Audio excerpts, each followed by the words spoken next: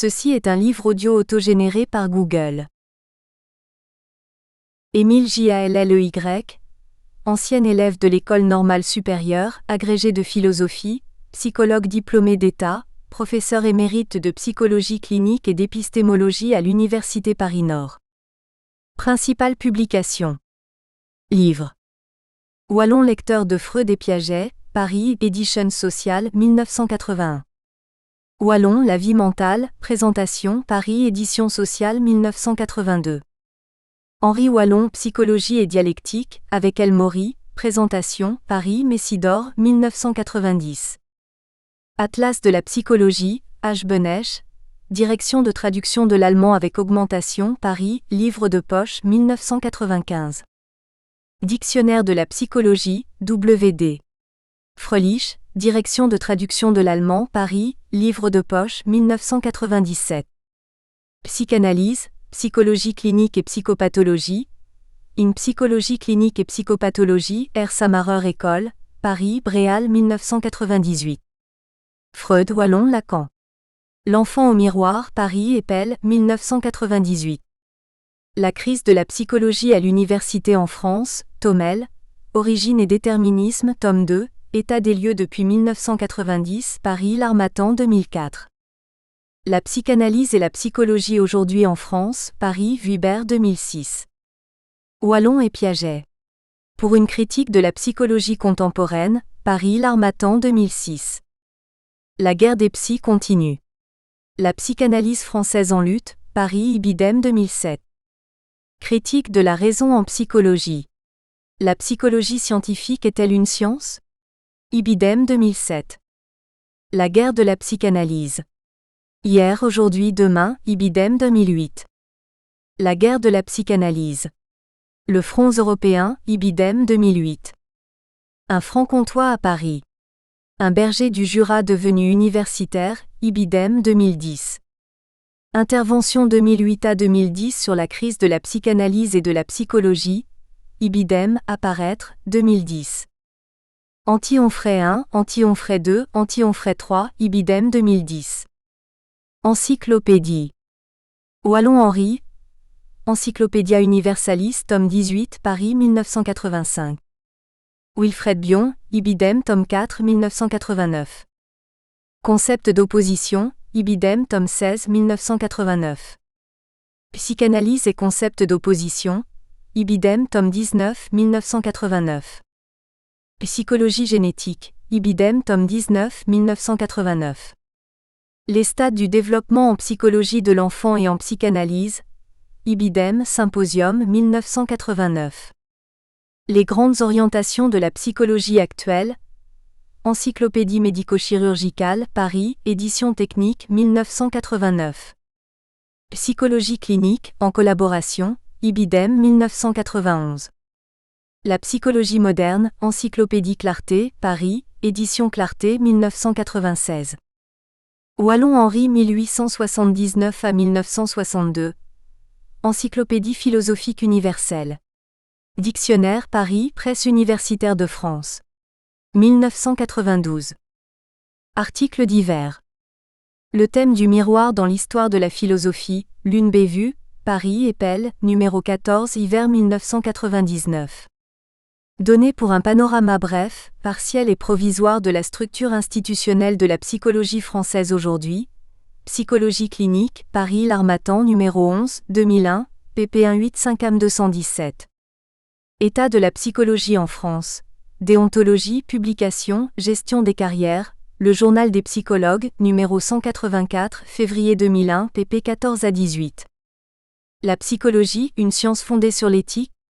Ibidem, numéro 188, juin 2001, pp 8 à 9. La psychologie est-elle en crise ? Ibidem, numéro 213, décembre 2003, JANV. 204, pp 10 à 15. Le retour de Wallon et Piaget, Ibidem, numéro 244, février 2007, pp 58 à 63. Pour Pierre Jalley, notre fils. Bénédicte Jalley-Meurisse, mon épouse. Et Gisèle Ponchardbonnard, ma mère.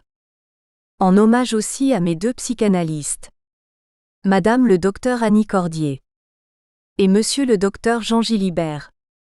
Bientôt seront tous morts ceux qui savaient de quoi il est question. Philippe Solers, France Culture du 1er août 2010.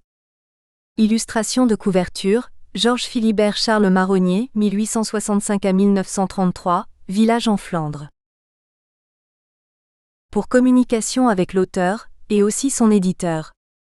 emile.jallet@wanadoo.fr, tel fax, 01 43 50 84 80, 09 72 95 08 00, 06 74 01 21 65. L'Harmattan, 5 à 7, rue de l'École Polytechnique 75 005 Paris, tel 01 40 46 79 20, fax. 01 43 25 82 03, CCP 23 625 44 N Paris, http://www.editions-harmattan.fr. Madame Marie-Anne Elian, 01 40 46 79 23, fax 01 43 25 82 03, marie-anne.elian@harmattan.fr. Émile Jallet, Google, à la page.com, amazon.fr, chapitre.com. Introduction. Le décret scélérat sur la psychothérapie. Une lecture rapide et soucieuse d'un bilan d'ensemble pourra d'abord se concentrer sur cette introduction puis sur la conclusion de notre livre, 56 pages, et faire de même avec le précédent Anti-Onfray 2, 40 pages, soit environ 100 pages, quitte à entrer dans le détail aux endroits qui attireront plus particulièrement l'intérêt. Même à ce niveau, on pourra toujours abréger la lecture en ne suivant que les caractères spéciaux, en gras ou en italique, qui sont de nous avec parfois la mention de nos initiales EJ. Plus d'un lecteur risque de trouver surprenant, voire même incongru, le lien établi par moi ici entre le dossier Onfray et ce que je prends le risque, on verra plus loin et progressivement pourquoi, d'appeler le décret scélérat sur la psychothérapie. Le remous causé par l'affaire Onfray bat son plein de la mi-avril jusqu'à fin mai environ, cependant que vers ce moment, 20 mai, est publié le décret relatif à l'usage du titre de psychothérapeute.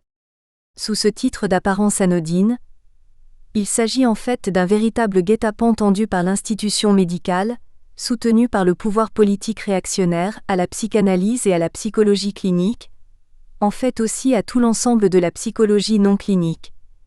Le Judas cognitiviste borné qui manœuvre dès longtemps contre les deux premières sans comprendre qu'il court lui-même du même mouvement vers sa propre perte.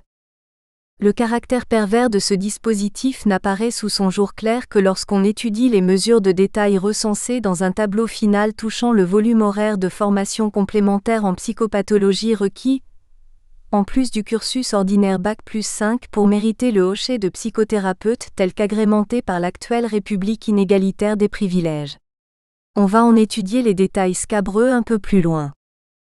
Par-delà son contenu manifeste, d'apparence simplement technique et prétextant le motif hypocrite couramment invoqué de protéger l'usager, en fait pour mieux l'enchaîner, la sorte de nouvelle verrue législative qui se présente ici au décours d'un régime politique de plus en plus discrédité comporte un contenu latent, comme tous les mauvais rêves, d'implication pire encore que son apparence.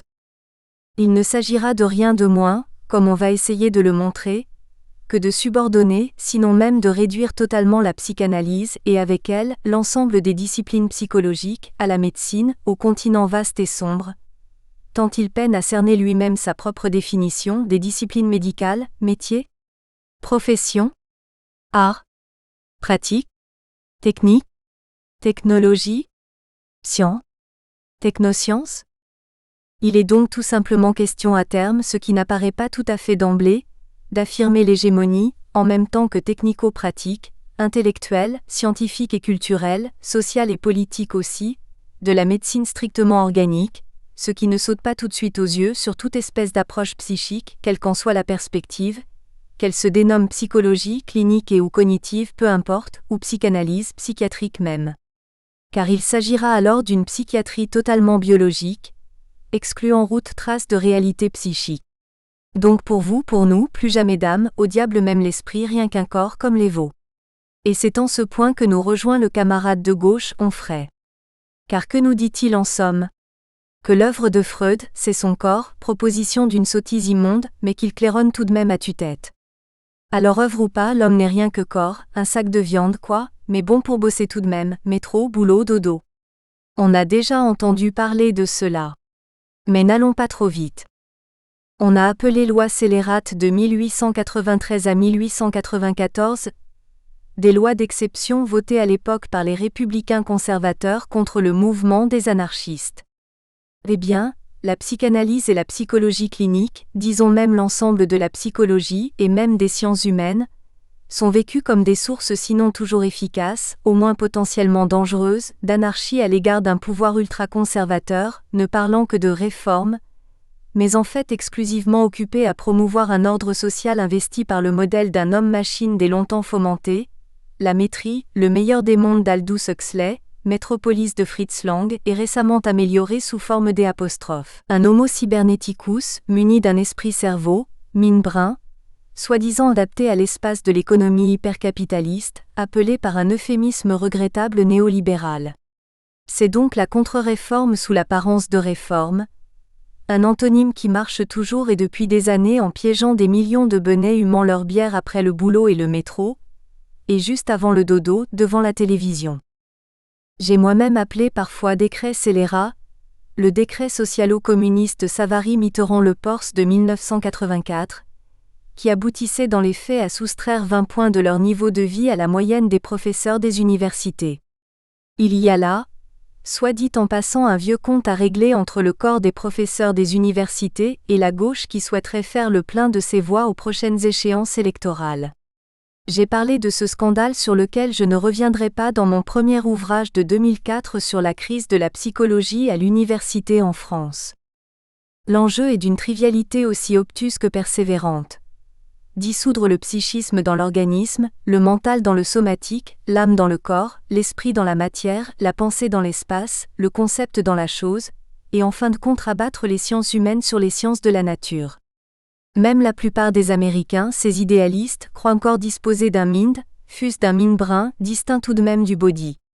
On fera mieux qu'eux dans l'aménagement de la nouvelle bête humaine, dans l'ère postmoderne comme on dit, en la replaçant, palpitante de vie bien contrôlée, comme en deçà de l'âge de pierre. Ribot, le grand fondateur de la psychologie scientifique française, était un homme d'une grande culture philosophique, mais qui, probablement par crainte de trop faire l'ange, s'ingéniait selon le mot de Pascal à faire le plus possible à la bête. Il réclamait à corps et à cri sans avoir jamais fait aucune observation ni mené aucune expérience, rien qu'à lire des dizaines de livres dans son cabinet, une psychologie sans âme. On peut dire qu'il a enfin été servi, bien au-delà de ses souhaits, et que la psychologie française n'a plus ni âme, ni esprit, ni même aucune existence, sauf sa place institutionnelle à céder, en commun avec son ennemi intime la psychanalyse, toutes deux l'une à côté de l'autre emmenées dans la même charrette vers la guillotine, soit encore dans le même wagon vers la solution finale, leur mise en bière par la médecine. Bravo, c'est un beau résultat. Mais venons-en maintenant au fait du fameux décret scélérat sur la promotion du métier de psychothérapeute, qu'il va s'agir en réalité de soumettre peu ou prou au paradigme de la médecine somatique. Gardons bien cela à l'esprit pour le moment. Cependant, on abordera ce sujet précis qu'après un tout dernier préalable, dont chacun devrait saisir l'importance conceptuelle, aussi bien que stratégique et tactique. Il n'est pas question ici d'esquisser l'histoire, fût-elle sommaire, de la notion de psychothérapie. Mais il est clair que sans en requérir l'usage exclusif, le champ de la psychanalyse revendique, dès les origines de la discipline, comme l'une de ses appartenances, le domaine de la psychothérapie. Huber Psychothérapie, Freud 1904. Envisagé dès le début encore comme traitement psychique, traitement d'âme, Psychische Behandlung, Seelenbehandlung 1890, mise en jeu par un médecin de l'âme, Sélénard. En même temps, le lien que Freud revendique aussi d'emblée entre la psychanalyse, 1896, et la psychologie clinique, Klinische Psychologie, 1899, représente également comme un brevet d'attribution à cette dernière du thème et du champ de la psychothérapie. De pareilles évocations sembleront complètement nuageuses à la plupart, le nez dans l'ornière du présent mourant, pour l'opposer au présent vivant, les Lebendige Gegenwart, mis en vedette par Husserl en des temps plus joyeux. On ne peut pas dire que la psychanalyse de littérature française se soit beaucoup intéressée à cette pièce réellement importante de l'héritage freudien, pas plus d'ailleurs qu'à pas mal d'autres. Le terme en est absent de l'ensemble des dictionnaires de psychanalyse d'usage classique, Vocabulaire de la psychanalyse, Laplanche et Pontalis, 1967, L'apport freudien, Kaufmann École, 1993, Dictionnaire de la psychanalyse chez Mama et van der Merch, 1995.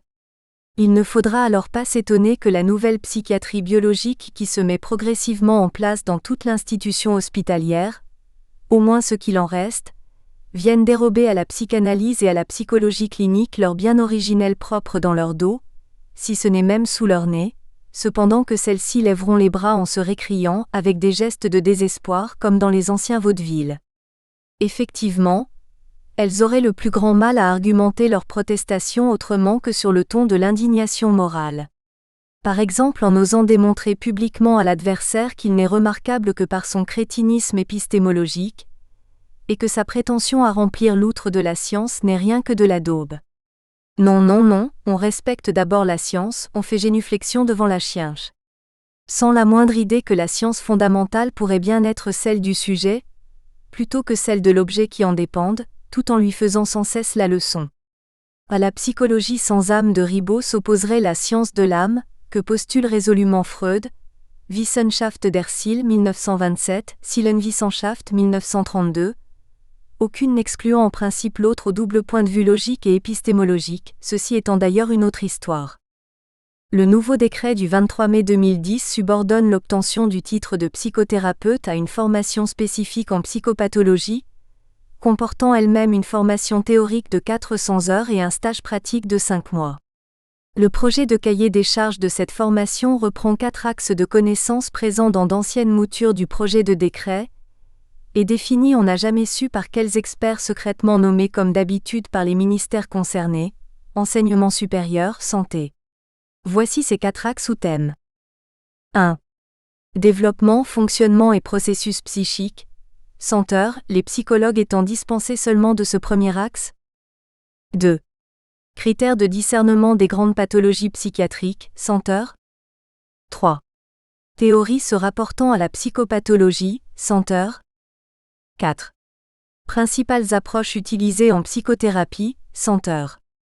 Il faut savoir qu'une année universitaire de charge modérée représente traditionnellement environ 400 heures de cours ou conférences, soit 16 heures d'enseignement théorique étalées sur 25 semaines. Et voici les différents types de clientèle susceptibles d'être intéressés par le nouveau gadget. 1. Psychiatre, dispense totale des rubriques 1, 2, 3, 4 et du stage. 2. Médecin non psychiatre, 100 heures de 3 et 100 heures de 4, total 200 H, 2 mois de stage. 3. Psychologue clinicien, 50 heures de 2, 50 heures de 3, 50 heures de 4, total 150 H, 2 mois de stage. 4. Psychologue non clinicien, 100 heures de 2, 100 heures de 3, 100 heures de 4, total 300, 5 mois de stage. 5. Psychanalystes régulièrement inscrits dans leurs annuaires, 100 heures de 2, 50 heures de 3, 50 heures de 4, total 200 H, 2 mois de stage. 6 professionnels n'appartenant à aucune des catégories précédentes, 100 heures de chaque thème, total 400 H, 5 mois de stage. On fera les remarques suivantes. Première remarque principale. Le thème 1 est défini avec une grande inconsistance conceptuelle, s'agissant de la psychologie non pathologique, donc apparemment développementale, puis fonctionnelle, de quelle nature ? Cognitive, sociale, différentielle, clinique, biologique ? Clinique se distingue-t-il de pathologique et si oui comment ? Fonctionnement se distingue-t-il de processus et comment ? Tout cela produit une forte impression de grande précarité intellectuelle. Les experts, cognitivistes et ou médicaux, qui ont osé produire ce chiffon sont atteints d'une formidable incapacité théorique, ce que l'on savait déjà depuis longtemps pour les premiers, pour ne pas parler du personnel politique qui laisse publier pareil oripeau sous sa responsabilité. Deuxième remarque principale. En tout état de cause, les psychiatres dont la formation est de filière strictement médicale sont censés connaître la psychologie générale, autant de psychologie générale que les étudiants qui déjà ont besogné pendant 5 ans déjà à l'université de psychologie. Les connotations implicites de ce discours sont évidentes. Premièrement, les médecins ont une connaissance infuse de la psychologie. Ils se sont toujours présentés socialement en France comme des connaisseurs en psychologie. Il n'y a de psychologie que de tradition et d'essence médicale. Et qui maîtrise le corps, contrôle du même coup l'âme, cette sorte de vague frisson qui tressaille dans le mouvement des organes, le sait depuis les médecins de Molière et leur latin de cuisine, dignam matiram medici, ballet du malade imaginaire. Deuxièmement, le niveau des 5 années d'études de psychologie spécialisée ne vaudrait vraiment pas grand-chose. Pas plus en tout cas que les 3 années du C spécialisé en psychiatrie, qui couronnent les 6 années précédentes de formation à la médecine somatique. Il y aurait un certain degré de vérité dans cette évaluation cynique, étant donné le degré de détérioration où en est arrivée la situation désastreuse de l'enseignement de la psychologie à l'université. J'ai produit des données très consistantes sur ce triste sujet, dont les évaluations précisément chiffrées, pour ne pas me valoir la sympathie de beaucoup, n'ont jamais été démenties par personne. Dans la dernière étude que j'ai produite sur ce sujet en décembre 2009, à propos de la compétence des membres de la commission spéciale de l'ARS, j'arrivais à la conclusion consternante que chacun d'eux produisait environ, au cours de 25 ans de carrière, environ 1 page par mois, dans 85% des cas en anglais de cuisine, et dans 85% des cas aussi en s'y mettant par collectif de 2 à 3 à 5 à 6 personnes. Plus un livre personnel au cours de leur carrière. Je sais que cela est très difficile à croire. Toutefois d'autres signes convergent avec ce bilan lamentable. Il semblerait que le niveau des études de psychologie soit nettement plus élevé par exemple en Allemagne. Voici. Une jeune Allemande de Brême me dit qu'elle a réussi récemment à s'inscrire sans problème en psychologie à l'université René Descartes Paris 5 de Boulogne-Billancourt, ce qui l'a beaucoup étonnée, alors qu'en Allemagne, dit-elle aussi, sur 15 demandes qu'elle a faites, seulement 3 en psychologie mélangée, économie, gestion, lui sont revenues comme favorables, alors que pour les autres on lui demandait de justifier d'une moyenne d'au moins 18 au baccalauréat allemand Abitur. Autre espace, autre mœurs. Ce n'est pas pour autant que le niveau de compétence en psychologie générale, généré par le C de psychiatrie, soit forcément très au-dessus de celui des études de psychologie universitaire spécialisées. Et sans doute la situation est-elle à cet égard paradoxale. L'accès aux études médicales est extrêmement difficile. Le passage de première en deuxième année met en jeu des proportions d'admis comparables aux taux observables dans les grandes écoles ou au concours d'agrégation de l'enseignement secondaire. Toutes choses égales d'ailleurs pour ce qui est des différences d'âge et de contexte. 1 sur 8 environ cette année à Paris. Ceci dit, les années suivantes sont consacrées à une formation exclusive en médecine somatique, où intervient aussi une formation pratique mobilisant un grand nombre de stages hospitaliers. Les rudiments en psychologie médicale qui existaient jadis au tout début du cursus, et dont je me souviens d'un manuel ad hoc, semblent avoir disparu. Quant à ce qui se passe en C de psychiatrie, l'opinion qu'on peut s'en former n'incline guère à une évaluation très avantageuse. Dans une tribune récente de Libération 16/7/2010, Elisabeth Roudinesco et Roland Gori évoquent la normalisation sociale et épistémologique actuelle de la formation des psychiatres, désormais à l'abri de toute référence importune à la psychanalyse, à L', l'inverse de ce qui se passait dans les années 1970 à 1990 à peu près, avant la grande relève des départs à la retraite de la génération de 1968. À quelques exceptions près, la formation hospitalo-universitaire en psychiatrie demeure sous l'ombre portée des thérapies cognitivo-comportementales, TCC, des neurosciences et du complexe industriel formé par le Manuel diagnostique et statistique des troubles mentaux, DSM et les psychotropes. Dont acte. Troisième remarque principale, les médecins non psychiatres ne sont pas traités certes de manière aussi avantageuse que leurs collègues psychiatres. Soumis à 200 heures de formation théorique en thèmes 3 et 4, théorie en psychopathologie et approche en psychothérapie, et 2 mois de stage, ils sont traités avec un avantage à peine moins marqué que les psychologues cliniciens, 150 heures théoriques, mais nettement plus que les psychologues non cliniciens, 300 heures. Ce que l'on pourra considérer comme de l'ordre de l'ironie si l'on est gentil, Roudinesco et Gori, mais autrement aussi comme de l'ordre de la provocation statutaire, voire de l'arrogance professionnelle si ce n'est de l'outrecuidance sociale. Les médecins généralistes sont supposés connaître d'instinct, comme génétiquement, toute la psychologie générale, thème 1, et aussi la nosographie psychiatrique classique, thème 2, ce qui relève d'un présupposé véritablement scandaleux. Il leur suffira de se référer au DSM-4 édition de poche comme au guide Vidal. Le paradoxe dans tout cela, et qui reflète tout de même un nœud gordien de contradictions, c'est la manière infamante dont est traitée par le pouvoir médical la psychologie non clinique, à prétention objective ou scientifique, qui s'est toujours accoquiné à celui-ci comme un chien fidèle dans tous les mauvais coups fomentés contre la psychanalyse. Traiter la psychologie scientifique, ni plus ni moins que comme du pipeau ou même encore, passez-moi le mot, de la fiente. Les psychologues non cliniciens sont censés connaître à peu près leurs leçons en psychologie cognitive, mais rien de rien du reste, ce qui est probablement vrai dans la situation actuelle, mais leur est dit avec une brutalité peu supportable pour leur dignité. De ce point de vue, la médecine peine à se rendre compte qu'elle se cause probablement du tort à mépriser avec un tel excès le concept de la science dans un champ disciplinaire qui cherche le même genre de parenté qu'elle-même avec la base biologique.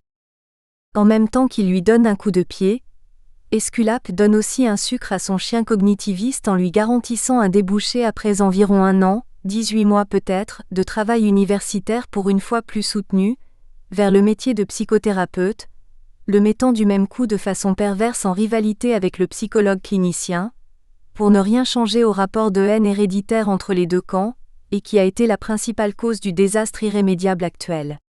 Mao. Une contradiction non traitée à temps peut de non antagonique devenir antagonique et létale pour le système. Que l'on ne croit pas pour autant que je suis un maoïste. Les psychanalystes sont traités de la même manière que les médecins non psychiatres, ce qui revient à l'aveu public éclatant bien que non proféré comme tel, que la psychanalyse elle aussi est et pour le réformateur médecin rien que du pipeau, tout comme la psychologie cognitive scientifique. 200 heures de formation et 2 mois de stage également, à ceci près que tandis que les médecins non psychiatres sont censés connaître la nosographie psychiatrique, dispense de la rubrique 2, les psychanalystes devront apprendre entièrement, 100 heures de la même rubrique, à partir du DSM-4. Ça leur apprendra à se guérir plus vite de leur obstination à pratiquer la psychanalyse. Ils auront aussi à apprendre les modèles théoriques en psychopathologie, thème 3, et les diverses espèces de psychothérapie, thème 4, que les psychiatres ont déjà in the pocket avec leur C de luxe Bac+10. Restent enfin les autres professionnels titulaires d'un quelconque Bac+5, mais qui par exemple ? Disons un ingénieur universitaire, un master d'anglais ou de bibliothécaire, vous voyez ? Eh bien c'est cool tout de même. 18 mois de recyclage et voilà encore un nouveau psychothérapeute. Tout cela laisse atterrer, ou alors révolter, ou encore, quel autre affect choisir au négatif ? Le simple compte-rendu que nous venons de faire du tableau des profils de formation pour les diverses sources de candidats potentiels au titre de psychothérapeute rend parfaitement clair ce que l'on annonçait au début. Le projet du pouvoir médical lié aux plus hautes sphères conservatrices du pouvoir d'État de s'assurer le monopole de toute espèce de gestion du psychique, seulement saisi comme un simple attribut hanté sans autonomie réelle sur le somatique. La psychologie clinique, le reste même de la psychologie dite scientifique, la psychanalyse doivent en ressortir amendées, réduites, voire même anéanties, faute d'imagination et même de désir pour inventer quelque appendice qui puisse les remplacer. En fait, le pouvoir médical n'aura jamais renoncé depuis les propositions de compromis avancées par Lagache en 1949 à reprendre un jour la main. Il en est de même du pouvoir politique de la classe des nantis dans ce pays, qui n'a jamais renoncé non plus à récupérer avec une hargne sans défaillance l'ensemble des concessions que les puissances d'argent avaient dû consentir aux classes pauvres et moyennes en 1936 puis en 1945. C'est le même acharnement dans l'un et l'autre cas, qui érode et détruit, en des champs divers, l'énergie interne de ce pays dans une guerre d'usure endémique. La psychanalyse française s'est développée historiquement dans une sorte de clivage. D'une part, la psychanalyse hors université a produit l'école de psychanalyse probablement la plus riche du monde, comme j'ai tenté de le montrer dans La psychanalyse et la psychologie aujourd'hui en France, 2006. Cependant, elle-même, mais encore bien davantage la psychanalyse à l'université, certes considérablement plus réduite au plan numérique, mais dont bien des stratégies dans le réel ont dépendu, n'ont pas su avec le même succès que Freud répéter son propre geste lorsqu'en créant la psychanalyse, il entreprend de situer le système du dialogue et des échanges de celle-ci avec ses trois partenaires principaux que sont la psychologie, la médecine et la philosophie. Le conflit créé par le partage de l'espace universitaire entre la psychanalyse et la psychologie est resté depuis des décennies insoluble. L'antagonisme latent avec la médecine n'a jamais pu non plus déboucher sur un compromis stable en raison probablement de la puissance sociale inentamée d'un tel partenaire.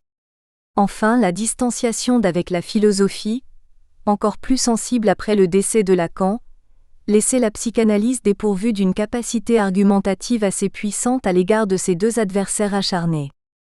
Dans mon ouvrage de 2004 sur la crise de la psychologie à l'université en France, j'étais surtout sensible au fait que le conflit intra-universitaire affaiblissait dangereusement la capacité créative des deux adversaires.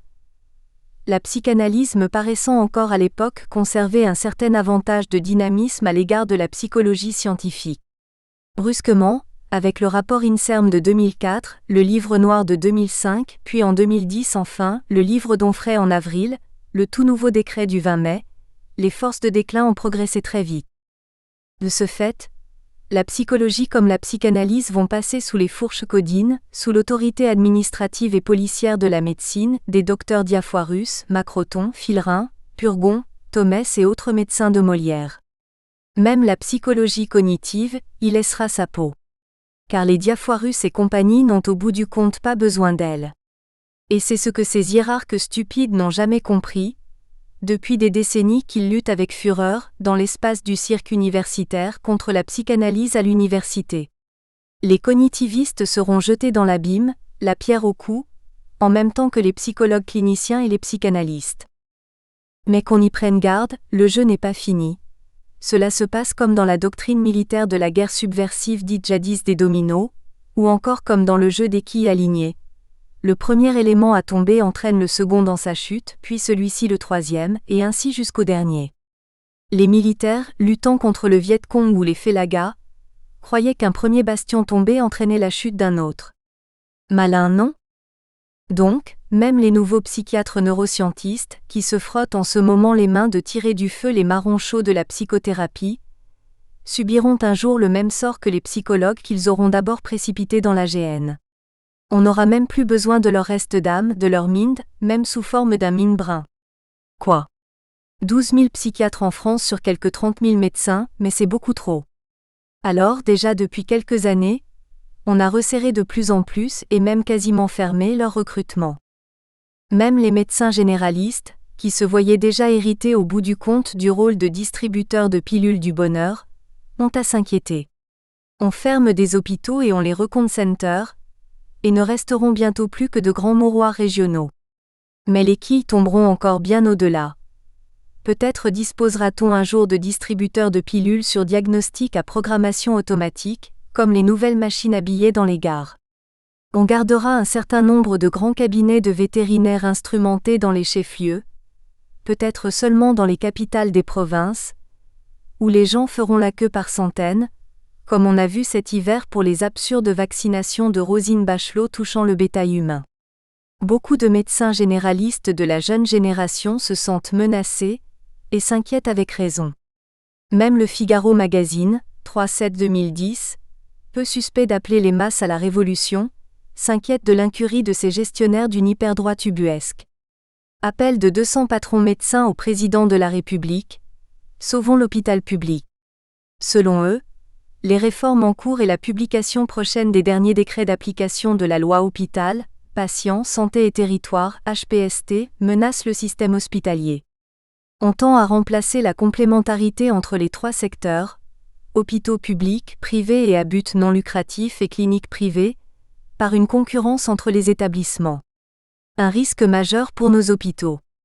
Aujourd'hui, la sécurité de prise en charge des patients est clairement en danger.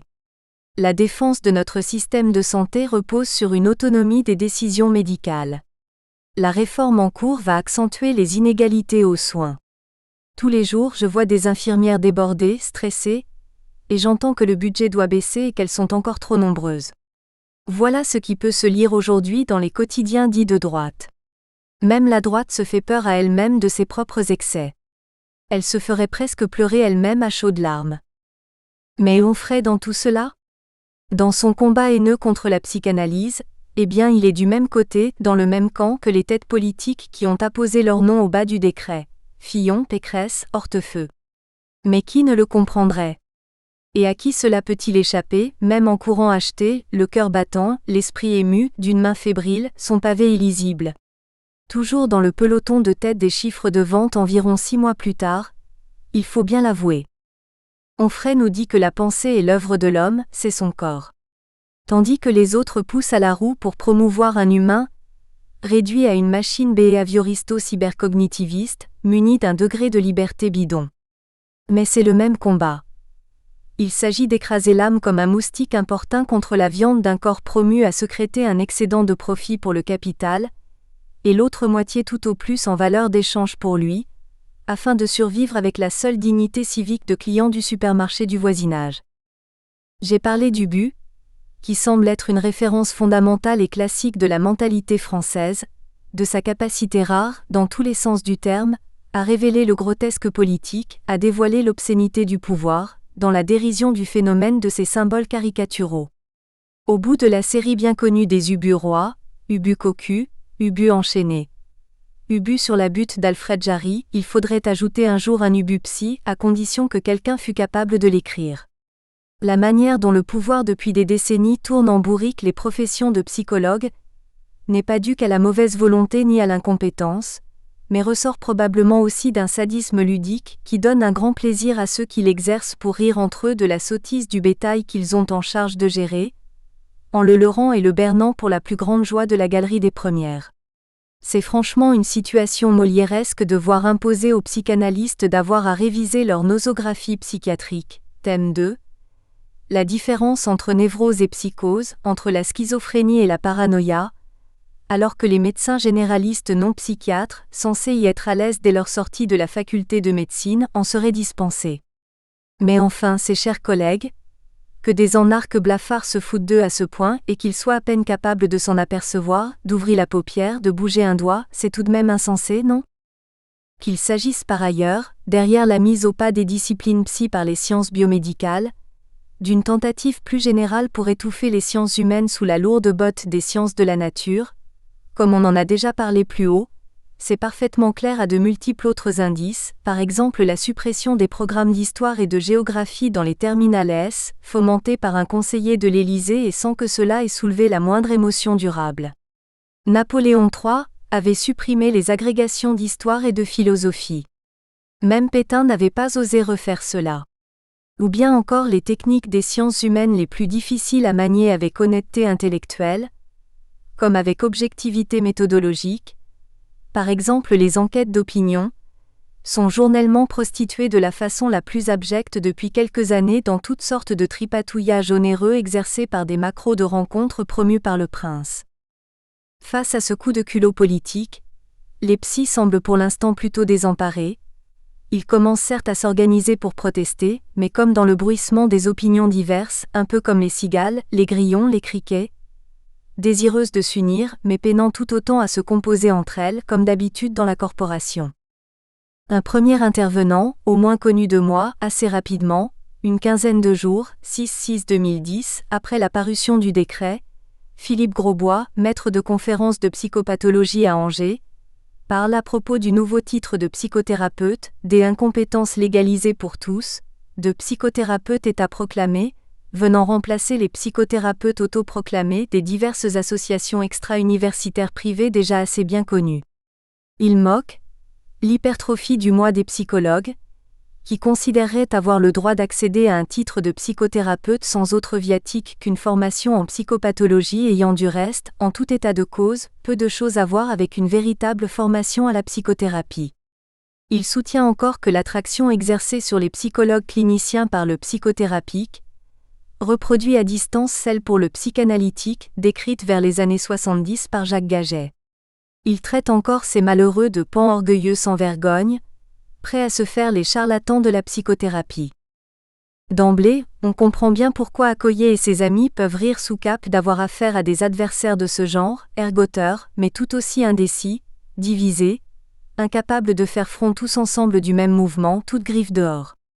C'est là le mal français, déjà bien identifié chez les Gaulois par Jules César. D'après le même Grosbois encore, le président de l'Assemblée nationale, Bernard Accoyer, qui est à l'origine lointaine de ce décret du 20 mai, a pourtant souligné récemment que son contenu ne concerne strictement en rien les psychiatres, les psychologues cliniciens ni la psychanalyse. Ce qui est une énorme contre-vérité. Ou ce personnage ment toute honte bue, ou bien il a oublié son dossier.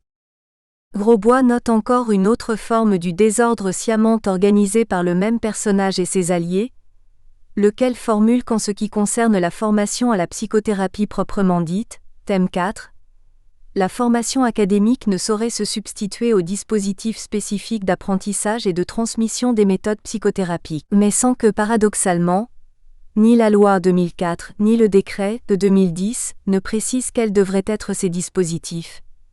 Et alors que par ailleurs encore, la délivrance du titre de psychothérapeute devrait normalement correspondre à des compétences psychothérapiques, réelles et tout autant pratiques que théoriques, et non seulement psychopathologiques.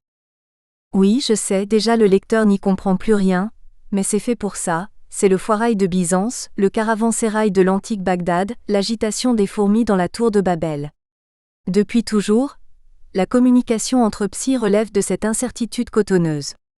Les autorités politiques n'ont qu'à donner encore un coup de pied de temps en temps, pour rire dans la fourmilière. De toute manière c'est la fin, finita la commedia. La médecine organiciste a d'ores et déjà la partie gagnée.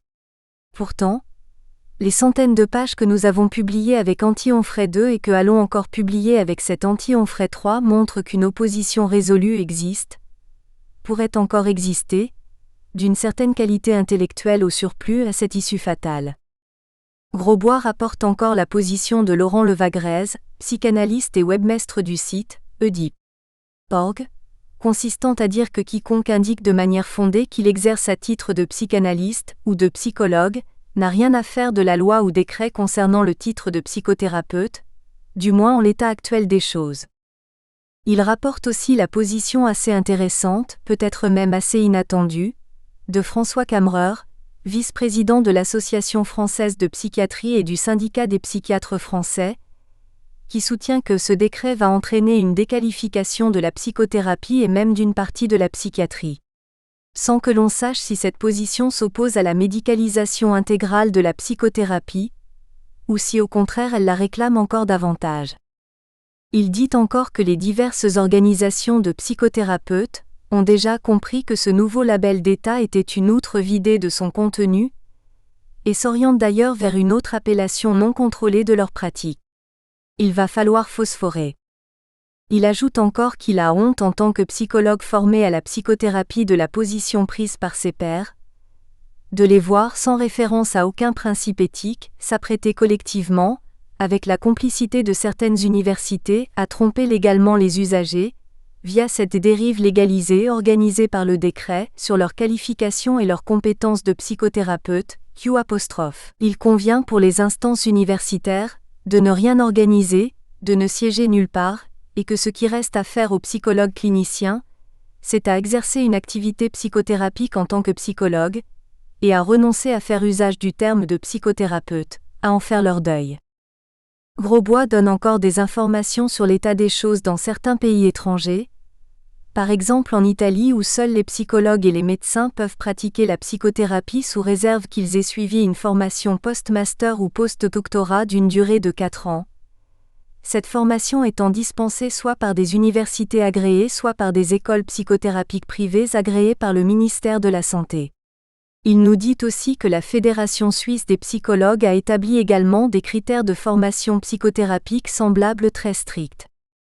Grosbois, si l'on comprend bien, n'en a donc rien à faire du hocher de psychothérapeute offert par le décret du 20 mai, tout en dénonçant l'incompétence des psychologues cliniciens produits par le système actuel.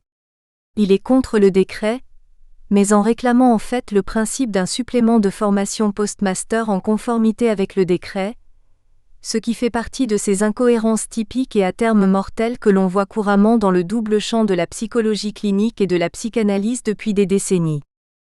Dans le même temps, une autre tendance prend consistance et s'impose, du reste visée par Grosbois, qui réclament pour les psychologues cliniciens la possession du titre de psychothérapeute du fait même de leur formation universitaire existante, et dans des conditions homologues à celles des psychiatres, sans la pénalité de ce différentiel de formation complémentaire prévu par le décret entre psychologues cliniciens et psychiatres. Un autre intervenant, Maximilien Bachelard, surgit donc un mois plus tard, 14/7/2010, dans une situation un peu mieux clarifiée, qui fait état de deux courants, l'un pro-décret représenté par des regroupements universitaires qui préparent déjà, dans le cadre de la formation continue, des diplômes universitaires, portant la mention psychothérapie et satisfaisant aux exigences formulées par le décret, l'autre anti-décret qui semble prendre de l'ampleur, regroupé autour des apostrophes. Une pétition qui a déjà recueilli plus de 10 000 signatures, soutenant que les psychologues cliniciens ont déjà suivi à l'université la formation, enseignement et stage, que le décret impose dans son annexe, prenant donc une modification des conditions d'accès au titre définies par le décret, et qui propose une rencontre avec les ministères de la Santé et de l'Enseignement supérieur, laquelle pourrait finalement avoir lieu le 28 juillet. Par ailleurs, à l'appui d'une telle tendance, l'association Analysée, dont le président est François R. Dupont-Musard, du site d'information Psychanalogie, a décidé d'un recours contentieux pour excès de pouvoir devant le Conseil d'État, afin d'obtenir l'annulation partielle du décret. Le 16/7/2010 paraît dans Libération une tribune intitulée « Encadrer la psychothérapie au profit de qui ?» et signée par Elisabeth Roudinesco et Roland Gori. Les auteurs notent que le nouveau décret relatif au titre de psychothérapeute revient à créer, dans le champ de la santé mentale, une nouvelle profession à mi-chemin entre le psychologue clinicien et le psychiatre, un nouveau métier de santé. Que ce faisant, on établit une hiérarchie arbitraire des professionnels conduisant à une médicalisation abusive de la psychothérapie. La dispense totale des suppléments de formation n'étant accordée qu'aux psychiatres, promu modèle idéal du psychothérapeute. Que la formation à la psychopathologie clinique prévue en vue de l'obtention de ce titre s'insère dans un nouveau dispositif sanitaire au sein duquel les présidents des agences régionales de santé auront un pouvoir exorbitant. Les psychologues risquent ainsi de se retrouver tôt ou tard paramédicalisés. Quant à la psychanalyse, note-t-on encore, elle se voit socialement dévalorisée puisque les psychanalystes se trouvent fort mal lotis dans la hiérarchie des dispenses en psychopathologie clinique. On pointe également la conséquence inévitable d'une dévalorisation de l'enseignement universitaire. La formation universitaire des masters de psychopathologie clinique en sera dépréciée, puisque les psychologues cliniciens devront obtenir des suppléments de formation nonobstant les stages cliniques, les supervisions et les enseignements de psychopathologie clinique qu'ils auront déjà reçus auparavant. Par ailleurs encore, on note aussi que la loi de 1985 conditionnant l'accès à un titre unique de psychologue se trouve compromise par la subdivision qu'établit l'annexe du décret entre psychologues cliniciens et psychologues non cliniciens. Conséquence inattendue, à propos de ce tout dernier point, c'est l'incurie des nouvelles dispositions voulues par le pouvoir, et qui recherchent ni plus ni moins que la disparition de la discipline, qui crée la distinction entre deux types de psychologues, les cliniciens et les objectivistes, alors que si cette distinction était intervenue en d'autres temps et dans des conditions plus favorables, elle aurait permis à la psychanalyse à l'université de trouver sa véritable cohérence et de définir son identité authentique face à la coalition objectiviste-cognitiviste. C'est le diable qui, en ricanant, apporte au mourant le remède qui l'eût sauvé s'il l'avait pris à temps. Cette innovation revient en fait à ruiner d'une certaine manière la loi de 1985 sur l'unité du titre de psychologue, imposée à cette époque par la politique d'unité à tout prix menée par le camp non clinique et ayant l'oreille du prince. Encore une dernière remarque sur un tout autre point, à propos des textes que nous allons reproduire dans ce volume. Nous avons bien pris connaissance du hors-série Le Monde, Sigmund Freud. La révolution de l'intime. Une vie. Une œuvre. Un conquérant des Lumières sombres, par Elisabeth Roudinesco, paru dans le contexte de l'affaire Onfray. Nous n'avons pas cru devoir mentionner et reproduire ici les textes d'intérêt très général qu'il contient, et qui ne nous ont pas semblé avoir un rapport direct avec les réactions au débat Onfray-Roudinesco. Chapitre 10 – L'attitude des praticiens et usagers de la psychanalyse 1. Vérité bonne à dire, à propos de psychanalyse, 2/11/2009. Marcel Ruffo, toi tu es le docteur des soucis. 16/4/2010. Vérité bonne à dire, lettre ouverte à Laurent Geoffrin sur Onfray et Freud, 18/4/2010. Jean-Marie Durand, l'affabulation d'Onfray, 24/4/2010. Nilk Zuckerberg, lettre ouverte à Michel Onfray, et Freud aussi non daté. Le collectif des 39 contre la nuit sécuritaire, le pamphlet contre S. Freud et la psychanalyse, une nouvelle imposture, communiqué 34/2010. Dominique Lanza, Patrick Rodel, Passifou, Thierry, Ternisien, Plenel, Paul Machto, Ouzbek, Marielle Billy, Joël Martin, Kakoshim, Loriot, lettre au philosophe de gauche qui me séduisait 34/2010.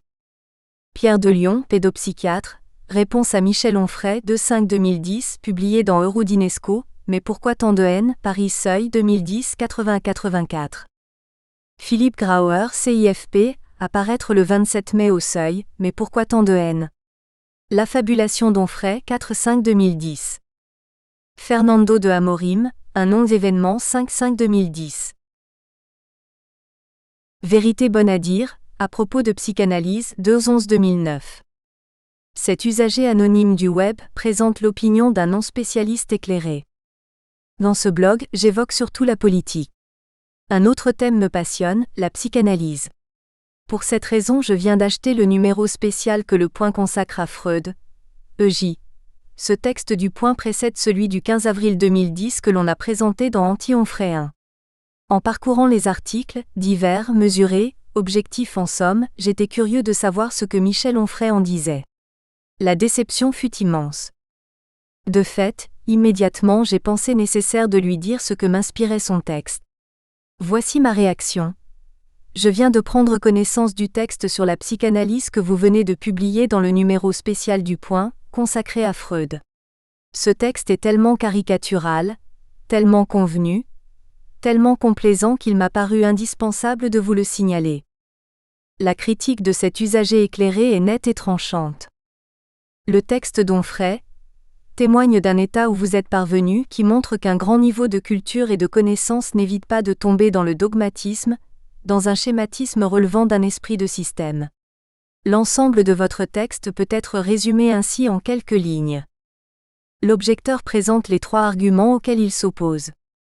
Freud est un imposteur qui a tout fait pour élaborer un fait religieux, pour créer une église autour de lui. La psychanalyse n'est pas scientifique. L'INSERM l'a démontré. EJ. Le tendancieux et discutable rapport de février 2004, document qui a été jugé tellement ridicule, disqualifiant pour la réputation professionnelle de ses auteurs, attaqués de partout, qu'il a été rapidement retiré de son site web. La science et la raison, EJ. Le rationalisme scientifique de la nouvelle psychiatrie et des TCC sont les seuls outils pour guérir scientifiquement, admettant toutefois sans craindre une contradiction flagrante, signe du caractère bâclé de ce texte, que vous recommanderiez la lecture de Philosophe, EJ, un moyen beaucoup moins scientifique, à un ami en souffrance névrotique. Suit un témoignage personnel comme il en existe beaucoup. En lisant ce texte, je me suis dit pas ça, pas lui. Avec son histoire d'enfance, avec sa vie pleine de douleur et d'humiliation, je ne pensais pas que vous en étiez arrivé à ce point après certaines phrases lues dans Féeries Anatomie. Je me permets de vous dire cela car j'ai 68 ans, retraité de formation scientifique. Assez tardivement, j'ai fait à 50 ans une psychothérapie, psychanalyse, je n'ai pas peur du mot, pendant 8 ans à l'issue de laquelle ma souffrance a disparu. Ensuite, mes lectures, ma réflexion sur les souffrances psychiques autour de moi m'ont convaincu, m'ont démontré chaque jour qui passe la validité de cette méthode de traitement par la parole. Les autres témoignages d'importance ne manquent pas, de patients comme d'autorités qui ne sont pas toutes des psychanalystes au sens précis. Le hasard fait que ce matin même, je suis tombée par hasard sur le récit que fait de son analyse Françoise Giroud dans Leçons particulières, page 105 et suivante du livre de poche, édition de 1990. Tout est dit sur le travail et les résultats de l'analyse sur les conditions de réussite d'un travail sur soi. Or, pour l'avoir éprouvé, je confirme son diagnostic. Il faut éprouver une souffrance extrême, invivable pour se remettre en cause en profondeur. Par ailleurs, je vous recommande donc pour confirmer ce point de vue, tous les ouvrages d'Édouard Zarifian, EJ, neuropsychiatre décédé, et s'il n'y en avait qu'un Le goût de vivre, testament professionnel et philosophique écrit avant sa mort, tous les ouvrages de Claude Almos, EJ, psychanalyste, tous les ouvrages de Marcel Ruffo, EJ, pédopsychiatre, sans parler de Françoise Dolto, leur maître à tous les deux. La réalité clinique ne relève pas du rationalisme scientiste. Ces ouvrages ne sont pas des catéchismes. Ils reposent sur une clinique quotidienne, immense, de cas décrivant la souffrance psychique dans tous ses états, dans son infinie diversité. Ils montrent les réponses apportées par les concepts élaborés par ces praticiens, au contact de la réalité. À l'encontre, quand on lit vos à peu près qui se veulent rationalistes, qui se veulent juges de ce qui est scientifique ou ne l'est pas, on ne peut qu'être atterré devant un tel aveuglement dû à un dogmatisme scientiste. La journaliste, du Point, vous signale d'ailleurs l'écueil. La critique de la religion tourne facilement dans l'autre religion du scientisme. Finalement, l'ambiance innommable de votre pensionnat de curé vous a constitué en un brillant philosophe de l'athéisme, pourfendeur du fait religieux, au point de vous dresser en ayatollah du scientisme, avec beaucoup d'autres si ça vous rassure. Rien n'empêche qui se dit de gauche de rejoindre le vaste camp du paradigme néolibéral. Ainsi, ce n'est pas le moindre paradoxe. Vous le défenseur de gauche, vous le pourfendeur des sociodémocrates et de leur compromission avec le libéralisme économique, vous n'avez pas conscience que vous rejoignez ainsi par vos positions sur la psychanalyse les plus fidèles serviteurs d'une conception utilitariste de la psychiatrie. Qui plus est d'une psychiatrie dite biologique ou scientifique, au service d'un formatage des individus, serviteurs sans faiblesse d'une économie libérale. Selon ces conceptions, seuls les médicaments, au mieux le conditionnement par des thérapies cognitivo-comportementales, sont acceptables financièrement pour remettre les individus sur les rails de la productivité sans cesse à améliorer. La réponse d'Onfray citée ci-après se situe à un tout autre niveau d'argumentation. Voici la réponse de Michel Onfray, dont on a peine à croire qu'il en est le rédacteur. 2/11/2009, midi 12. Monsieur, c'est dur pour un croyant d'avoir à supporter la parole d'un athée, n'est-ce pas? Vous n'évitez pas l'insulte, l'attaque ad hominem. EJ, le texte de l'objecteur n'en contient en réalité aucune. Vous non plus, comme les islamistes et les chrétiens intégristes en leur temps avec mon traité d'athéologie. Pas vraiment très spirituel. Votre Freud vous dirait que ça cache quelque chose, non? Évitez ce registre. Et quand vous aurez décidé de penser un jour, n'oubliez pas qu'il y aura eu avant vous des gens qui s'en seront déjà souciés. Salutations libertaires. Sans doute que l'hypoglycémie, probable à cette heure-là, n'explique pas tout. Marcel Ruffo. Toi tu es le docteur des soucis 16/4/2010. Marcel Ruffo est connu comme un psychiatre psychanalyste, qui se présente plus précisément comme un pédopsychiatre. Son interview ci-dessous est extraite du dossier « Ces psys qui changent notre vie », publié par le Figaro Magazine, qui a déjà été présenté dans Anti-Onfray 2 chapitre 4. Les caractères gras et les guillemets sont de nous. Le célèbre pédopsychiatre défend la psychanalyse, une discipline fondamentale de la connaissance humaine, et explique sa méthode toute personnelle avec ses jeunes patients. Empathie sensible et traitement en profondeur. Première question. Le Figaro Magazine. Pourquoi la psychanalyse freudienne est-elle actuellement si fortement remise en cause? Marcel Ruffo. Parce que Freud a vécu entre les 19e et 20e siècles et que la société a énormément évolué. Pour autant, il demeure le Christophe Colomb de notre pensée. EJ. Expression utilisée également par le neuroscientifique Lionel Nakache. Ainsi, explorant le continent inconscient, il a mis en lumière la psychopathologie de la vie quotidienne. Son génie est d'avoir dit qu'un lapsus, un rêve, un acte manqué signifie, EJ, Freud dit souvent qu'ils ont un sens in. La référence à la religion exprime une grande largeur de vue chez ce pédopsychiatre, qui semble bien connaître aussi la psychologie de l'enfant. Découverte essentielle dans un monde où toutes les religions sont fondées sur l'inconscient, EJ, Freud le prétendait déjà aussi. Le scientisme est aussi une religion, qui accuse la psychanalyse d'en être une. La catéchèse à 6 ans intervient lorsque l'enfant est en pleine phase de latence. Et son envie d'apprendre est alors au maximum. La communion, la bar mitzvah, les rites initiatiques des peuples premiers arrivent au moment de l'autonomie. Les religions suivent donc le développement psychomoteur. On nous dit encore que Sigmund Freud a mis en mots ces réalités cryptées, lesquels sont désormais passés dans le vocabulaire courant. Lui qui n'était pas particulièrement prodigue de son argent a su financer les recherches, e.j. détails peu connus, d'anthropologie psychanalytique de l'ethnologue Geza Roheim, et ceci en Australie, d'où il est ressorti que les aborigènes avaient les mêmes rituels de circoncision que la gentry juive viennoise de l'époque. Là où je défendrai toujours l'ouverture de la porte freudienne, c'est la notion universaliste. E.j. Onfray le reconnaît en disant de façon risible que cette universalité est fondée par Freud sur une extension illusoire et même pathologique du singulier. Deuxième question. Le Figaro Magazine, on lui reproche pourtant d'avoir dogmatisé ses propres failles. Marcel Ruffo, mais il est l'héritier de la pensée des Lumières et surtout, il va chez Charcot qui met à la salpêtrière des hystériques en représentation, des anorexies mentales avec ventre en obusier. D'ailleurs, Freud, qui étudiait le comportement dilatateur des insectes, e.j.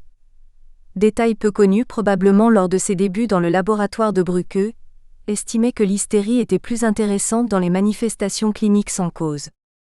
E.j. Ruffo est un médecin, mais qui pense de manière dialectique, oppositive, contradictorielle. C'est là où Freud est fabuleux.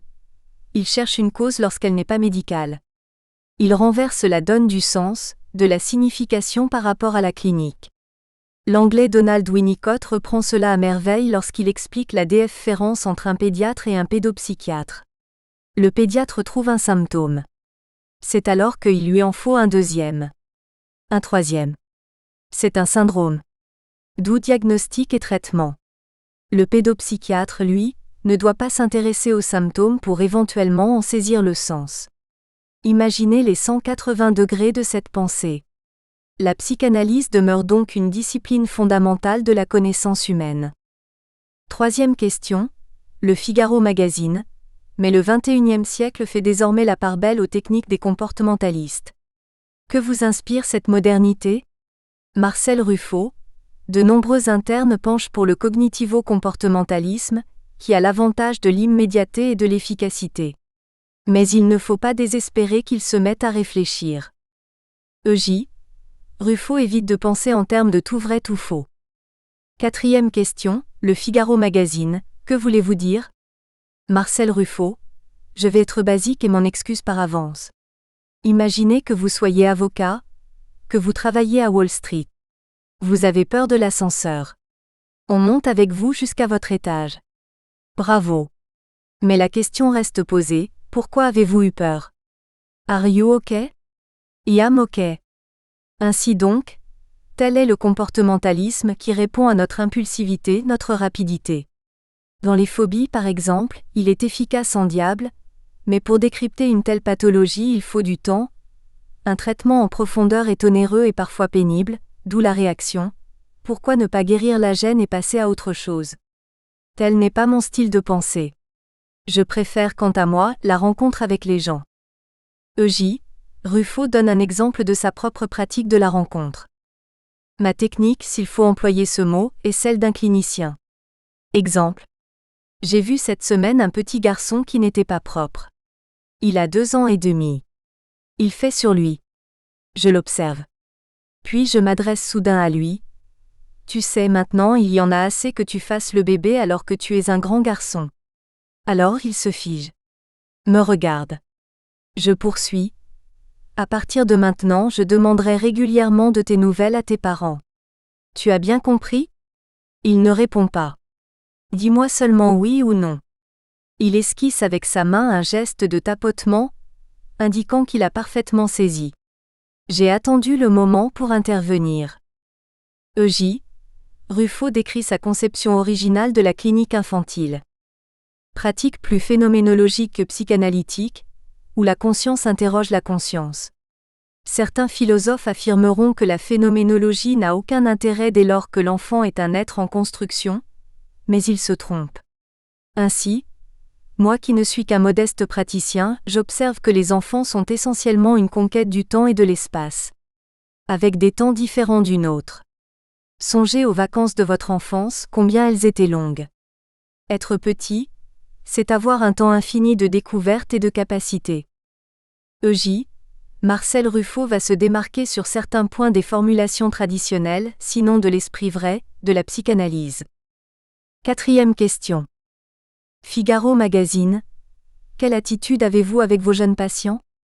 Marcel Ruffo. Plutôt que la neutralité bienveillante de mes confrères et amis psychanalystes, j'ai plutôt glissé vers une empathie sensible. Sans être dans une position démagogique ou d'érotisation, je suis très intéressé par ce que me raconte l'enfant. J'ai même établi un standard particulier dans ma pratique. Cela fonctionne ainsi. Quand il quitte mon bureau, j'écris 20 lignes de résumé sur ce que j'ai vécu. Non pas compris mais vécu. Puis, lorsqu'il revient, après les avoir relus, je lui parle de ce que j'ai éprouvé en le voyant. L'enfant y est sensible. Il n'est pas qu'en consultation, je suis aussi en examen de ma propre sensibilité par rapport à lui. Certains hurleront à la séduction et à la manipulation, mais ce serait tragiquement réduire la portée de la chose. Monsieur Ruffo oppose sa pratique à celle de la psychiatrie traditionnelle. Si vous vous trouvez face à un psychiatre à l'air peu concerné dont le dialogue tient en quelques phrases stéréotypées, du genre « poursuivez ». Allez plus loin dans vos pensées. Quel est le sens de votre démarche? Vous quitterez bien vite son cabinet. L'empathie est essentielle dans la rencontre. Souvenir personnel. Je me souviens tout enfant d'avoir transgressé les interdits de ma grand-mère. Nous étions dans un train, je me penchais par la fenêtre, et Pericoloso Sporger. J'ai pris une escarbille dans l'œil. Ma grand-mère m'a demandé pourquoi je pleurais. Et alors, je lui ai répondu, il y a des lumières qui s'allument dans les maisons, avec plein de gens auxquels je ne parlerai jamais. Je mentais bien sûr, et pourtant je ne mentais pas. 5e question, Figaro Magazine. Ne peut-on craindre une forme d'aliénation, de dépendance de notre société à la psy? Marcel Ruffo. La psy est par définition altruiste, elle couvre tous les secteurs de la société sans exclusive, et n'est là, c'est une évidence, que pour faire le bien. De toute manière, si elle ne fait pas de bien, elle ne fera en tout cas jamais de mal. Avec pour effet minimal d'éviter les antidépresseurs prescrits par des généralistes. EJ. La relation au psy comporte plusieurs sortes de paradoxes. L'enfant que l'on fait venir sans qu'il le souhaite. Aliénation, dites-vous? Il arrive que les parents exagèrent. Une fois par mois environ, je reçois un gosse qui n'a rien, mais qui doit voir un pédopsychiatre. Ma technique est alors simple. Je lui établis un certificat, assurant que je l'ai rencontré. Avec ceci, tes parents t'ont emmené me voir. Tu n'as strictement pas besoin de moi. Invariablement, l'ado l'affiche dans sa chambre, signifiant à ses parents, maintenant vous ne me cassez plus les pieds. Voilà ce que dit le médecin. EJ. Il y a aussi l'enfant qui souhaite ne pas venir qu'en apparence. Parallèlement, j'observe souvent qu'un adolescent qui a affirmé n'avoir pas voulu venir est toujours là 3/4 d'heure plus tard. Parce que parler de soi, c'est intéressant. Ceux qui viennent me voir croient me livrer l'histoire la plus intéressante que j'aurais entendue de ma vie. Or moi, je suis dans la position d'accepter cette démarche. La plus belle définition de mon métier, c'est un petit garçon de 5 ans qui me l'a proposé. Il m'a dit, « Toi, tu es le docteur des soucis. » 6e question, Figaro Magazine. Parmi les mutations de la société, on citera la crise de l'autorité, qui ne peut que vous apporter des patients. Marcel Ruffo, oui. Il est interdit d'interdire. C'est terriblement psychanalytique, mai 68, avec le meurtre du père, en l'occurrence, le général de Gaulle. Lui était signifié. Notre bonheur ne dépend pas de toi qui nous as sauvés il y a bien longtemps pendant la guerre. Le message mal compris de cette période, ce sont les babacools des Cévennes et du Luberon. Malade-toi dans les champs, ne te lave pas, ne va pas à l'école. C'est idiot. Freud disait qu'il y avait des frustrations nécessaires, une société ne pouvant pas fonctionner sans limite. EJ. Aucun organisme social ne peut fonctionner sans normativité. Voilà le débat sur l'autorité. À force d'être complice, d'être dans un jeunisme où les parents ne vieillissent plus, dites à Jane Fonda qu'elle est vieille, elle vous collera une tarte, les ados sont en compétition alors qu'ils ont au contraire besoin de radicalité. Par exemple, tu ne fumes pas de hashish, tu ne t'empêches pas tous les samedis soirs, tu travailles à l'école, tu n'amènes pas de copine à la maison, tu attends que grand-mère soit à Lourdes. EJ. Le problème se pose de certains excès du féminisme. Et cela, c'est le problème du père. Je suis d'ailleurs à cet égard au bord de créer un mouvement du masculinisme. Le féminisme a été tellement facteur de progrès, d'égalité des sexes, qu'il faut prendre garde que certains excès ne fassent du père un petit castrat accessoire. De toute façon, les papas poules ont besoin de psychothérapie et 3 hommes et un couffin ne sont rien moins objectivement que 3 malades mentaux. Il y a 2 espèces sur Terre, les garçons et les filles dans l'égalité certes. Mais pas pareil. Le père aime sa fille, la mère elle aime son fils. On parle d'Oedipe, mais n'oublions pas Jocaste. EJ, la relation de la fille au père comporte ses propres difficultés. 6e question. Figaro Magazine, à propos de relations père-fille. Marcel Ruffo. Oui, je vois ce que vous voulez dire, ma fille se propose quant à elle de monter une association des enfants de psy. Alice a 29 ans, elle sort de Normal Supplettre et de l'ENA, elle est conseillère diplomatique au Quai d'Orsay et s'imagine que c'est toujours moi le bon élève. Antagonisme. Cela donne une certaine ambiguïté que je cultive avec soin. Inutile de préciser que j'en suis fière comme ce marchand de Palmyre qui se fit un tombeau aussi grand que ceux des rois. Mais elle est très critique, de moi et de la psy en général. Son association revendiquerait une pension à remettre aux enfants de psy pour cause de troubles vécus durant l'enfance. Autodéfense. Je lui ai demandé de m'expliquer. Ce qu'elle a fait. Revenant à la maison, tu racontais des histoires que tu avais comprises. Moi, j'avais 7 ans, j'étais en CE1 et je me disais, je ne vais rien lui confier de ce que je pense sinon il va me comprendre. Elle se planquait par rapport aux explorateurs de psychisme que sont les psys. Que voulez-vous, je suis ainsi fait. Je suis incurable. Vérité bonne à dire. Lettre ouverte à Laurent Geoffrin sur Onfray et Freud, 18-4-2010, repris le 5-5-2010 sous le titre Éloge de la psychanalyse au téléphone sonne, contre Michel Onfray. Le texte qui suit émane du même auteur anonyme que le précédent Vérité bonne à dire déjà publié plus haut, à la date du 2-11-2009. Onfray, Sarkozy, Bachelot. Même combat contre Freud et la psychanalyse. Monsieur, Geoffrin, je me permets de mettre un lien sur un des articles de votre journal. L'avez-vous lu ? C'est pourtant la meilleure réponse que l'on peut lire en réponse à l'ouvrage d'Onfray. Je m'étonne que vous n'en teniez pas compte dans votre réponse, qui se veut équilibrée. Il faut lire l'ouvrage Le goût de vivre d'Édouard Zarifian. Cette sorte de testament professionnel et philosophique de ce grand psychiatre avant sa mort proche, peut faire comprendre la colère que soulèvent des ouvrages tels que celui de Michel Onfray ou le livre noir de. Le reproche essentiel qu'on leur fait, c'est de ne pas dire le moindre mot sur la souffrance psychique, sur les millions de personnes qui sont soulagées par la parole, par l'écoute des psys. De toute évidence aussi. La psychanalyse ne se limite pas au travail de Freud. Klein, Winnicott, Lacan, Dolto, Nasio et des milliers de psychanalystes, chaque jour dans leur cabinet ou dans les institutions, complètent, perfectionnent la méthode qui soigne et guérit en permettant les remaniements des personnalités en souffrance. Expérience personnelle. Je suis un névrosé de base qui a pu évoluer, qui a pu effacer sa souffrance affective dans un moment de sa vie, en entrant dans un cabinet de psy où ma parole a pu se déployer sans jugement. L'auteur rappelle ses propos de novembre dernier, 2-11-2009, sur la conception utilitariste de la psychiatrie dans le nouveau contexte de l'économie libérale. Depuis vendredi dernier, 16 avril 2010, 2 émissions sur la situation de la psychiatrie en France, sur France 5 et sur France Culture m'ont prouvé malheureusement que ces propos restent plus que jamais d'actualité. Au niveau du pouvoir politique, la préoccupation de préserver la santé mentale d'une députée UMP, dont je n'ai pas retenu le nom, pour rendre rapidement les malades opérationnels, disponibles pour une économie compétitive, m'a glacé d'effroi. Michel Onfray a rejoint ce courant de pensée, cette attitude générale qui consiste à considérer les hommes comme des objets. Alors, ce qui est désespérant, je vérifierai en lisant le livre, c'est que derrière ces préoccupations scientistes, derrière ces certitudes rationalistes, il n'y a aucune empathie, aucune mansuétude pour la souffrance psychique. Bien à vous malgré tout. EJ. La prétention à détenir la vérité dans le domaine de la santé recouvre autre chose.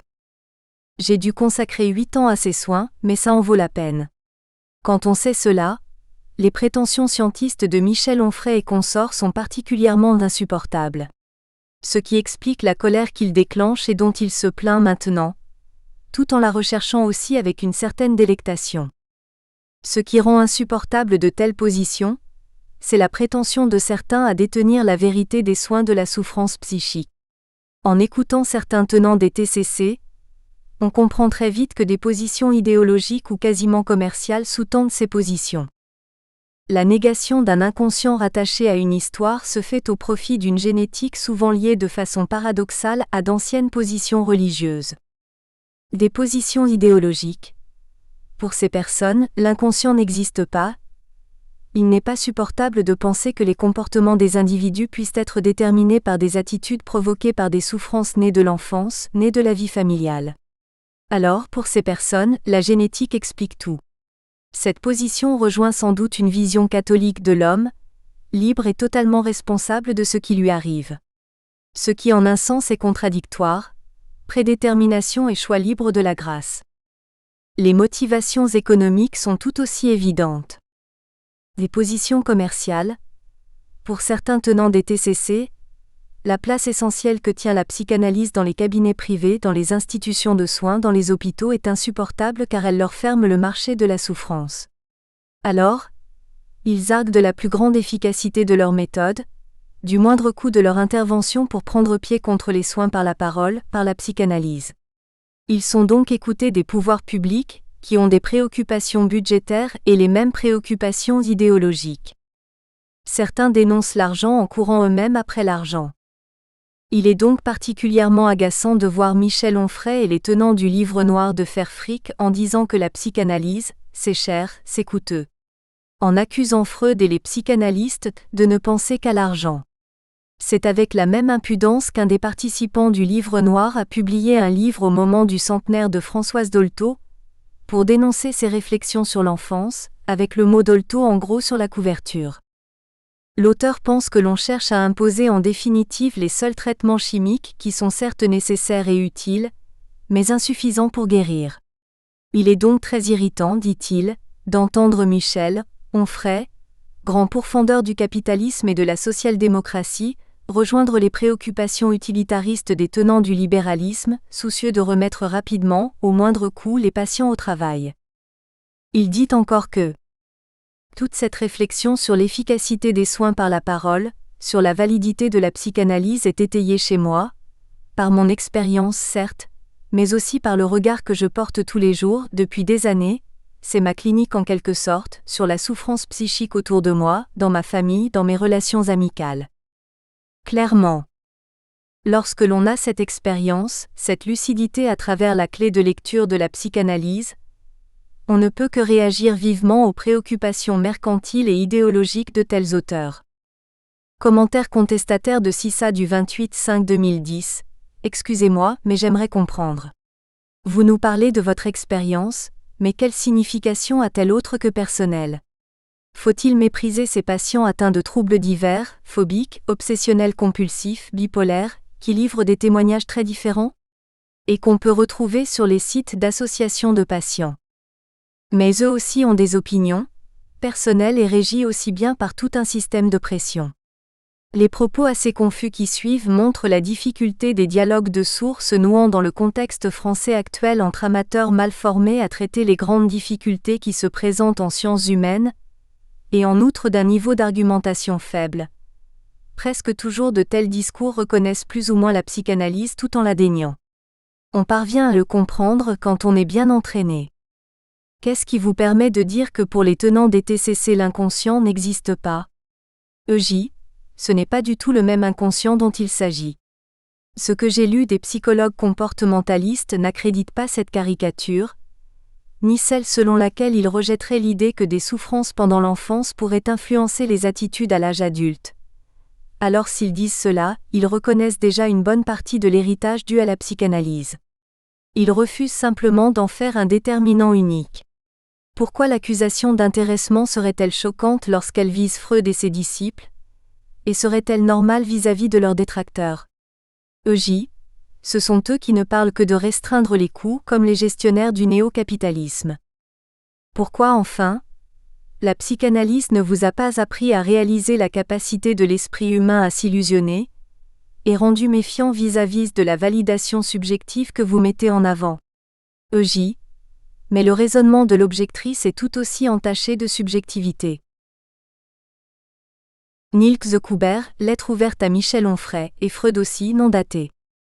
L'auteur dit d'abord avoir été surpris par l'attitude d'Onfray.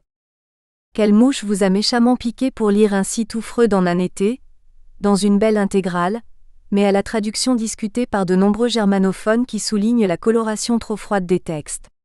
Pas étonnant en un survol estival que votre lecture vous ait fait perdre votre rigueur et votre originalité, et vous ait fait perpétrer un essai manquant de dignité. Une véritable course. Plus de 40 ans d'écrits freudiens de tout genre lus en un été. Cet intense travail de pensée lié à la rencontre avec les faits psychiques individuels et collectifs, de remise en question permanente, de repositionnement constant, ne peut être réduit à si peu de choses. Pas par vous. L'auteur met le doigt sur le caractère bizarre, impulsif, de la lecture d'Onfray. Cette lecture à la façon d'un premier de classe adolescent ne convient pas à ces textes, vous le savez fort bien. La somme d'une telle œuvre devrait se lire de manière plus lente, plus approfondie, moins intégrale, et surtout pas chronologique. L'auteur explique ce que sont l'approche et la pensée clinique, en fait liées en France à un incontestable anti-intellectualisme. Ces textes servent de repère et non de religion à bien des cliniciens, psychanalystes et psychiatres, dont je fais partie.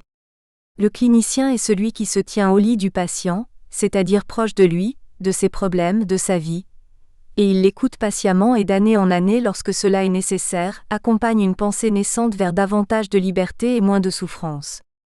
De la sorte, il n'y a rien de religieux là-dedans, rien de purement intellectuel. Les propos qui suivent sont typiques de la position distante à l'égard de la théorie, qui rend difficile la défense contre ses adversaires, de la psychanalyse française. Le clinicien ne prend pas part au débat médiatique. S'il écrit parfois, c'est en toute discrétion, ça ne veut pas dire que sa pensée ne mérite pas d'être diffusée mais qu'il n'en a guère le temps. Du reste, ce ne sont pas ceux qui parlent et écrivent le plus à propos de la psychanalyse qui connaissent le mieux le quotidien analytique en ses difficultés constantes. D'ailleurs, ce que le clinicien veut dire n'est pas forcément facile à entendre, même pour ses collègues psychanalystes. L'auteur reproche à Onfray comme déjà un autre plus haut son indifférence à la souffrance humaine.